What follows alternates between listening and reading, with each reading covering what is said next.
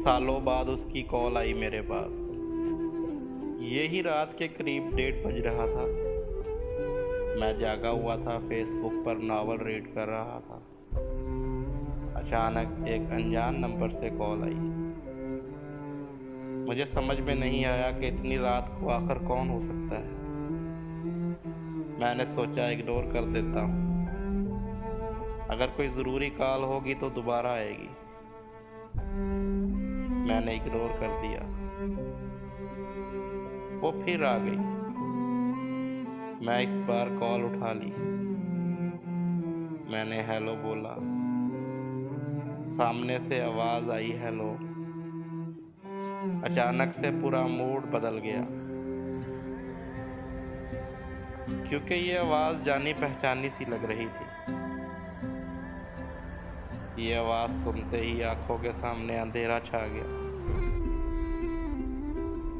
बहुत सी यादें ताज़ा हो गई, बहुत से जख्म ताज़ा हो गए। मैंने टूटी हुई आवाज़ में एक बार फिर हेलो बोला और वहाँ से आवाज़ आई डिस्टर्ब तो नहीं किया। मुझे रिप्लाई करते हुए घबराहट सी हो रही थी। हाँ बोलो ना। कुछ समझ नहीं आ रहा था। मेरे मन में सवालों के पहाड़ सा बन गया कि आखिर क्यों ऐसे अचानक इतने सालों बाद मेरी याद आई। मैंने हिम्मत करके बोला, नहीं बोलो। उसने पूछा कैसे हो। मैंने कहा ठीक हूँ। और तुम? मेरे इस सवाल के बाद इसने रोना शुरू कर दिया और कहा ठीक नहीं हूँ। अब मैं और भी ज्यादा परेशान हो गया कि ये क्या हो रहा है।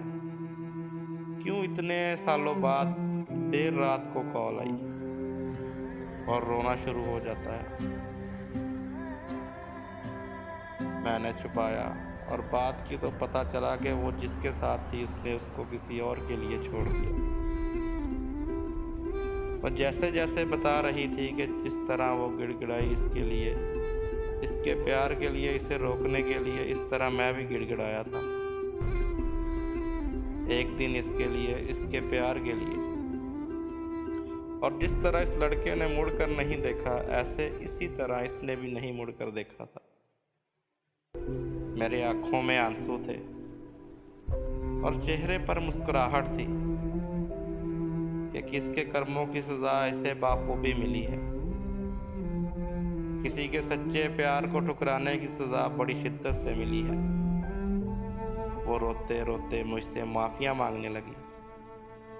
बहुत माफ़ियाँ मांगी, बहुत मिन्नतें की कि इसे माफ़ करके इसे अपना लूँ, इसे अपनी ज़िंदगी में वापस बुला लूँ।